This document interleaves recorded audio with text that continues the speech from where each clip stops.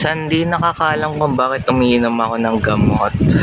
Yung gamot na yon ay mood enhancer dahil bukod sa na-depress ako nung nakaraang November lang, ay nagkaroon ako ng hallucination na nakakarinig ako ng mga bagay na hindi naman present sa reality ko. At talagang nagugulo yung isip ko, and then yung overthinking ko at yung mind ko is hyper mag-isip masyado, and then parang nagkaroon ng disorientation, parang disoriented yung parang hindi dire-diretso yung pag-iisip ko, parang magulo talaga siya at may disalign sa pag-iisip, ganun.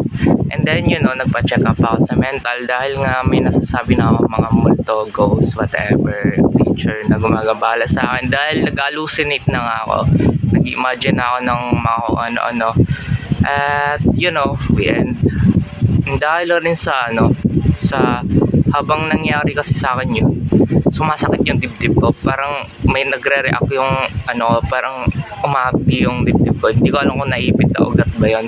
And then tinakbo nga ako dun sa mental, yun, pa-check up ako at yun yung diagnosis, maybe schizophrenia daw, pag hallucination, and then depression. So yung ininom kong gamot, dalawa yung gamot ko risperidone, yung anti-psychosis, at yung isa naman na sertraline na para sa mood, para sa enhancer ng mood, para hindi ako ma-depress. So yun mga guys, yun lang yung thoughts ko kung bakit daily routine ko na uminom ng gamot. Gusto ko lang i-document dito sa YouTube ko. Nga pala, hindi ko pa nabibili yung camera na gusto ko. So malabo pa tong vlogging camera na ginagamit ko. Pero magantay-antay na lang kayo mga guys.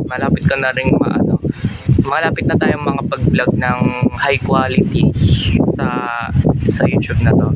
And then marami akong susubukang i-film at bago lang din sa akin. And then yung bibili is yung, sa hindi nakakalam, yung bibiling kong camera is yung parang brand Sony na handheld camera siya na heavy, medyo mabigat ng konti. So yun, pang photography talaga yung camera na bibilin kong yun. So ito lang yung mga masasabi ko tungkol sa daily life ko about taking these shit medicines. Anyway, like, comment, and subscribe kayo, and mag-vlog pa ako sa mga susunod na araw. Hindi ko alam kung may nanonood talaga kasi parang 5-7 lang nanonood, pero okay lang yun. Para sa akin itong mga video na to is mini vlog at documentaries lang para sa akin, kung saan dino-document ko yung mga pangyayari sa buhay ko. So it's not big deal kung konti lang manood. So like, comment, subscribe ka na. So bye.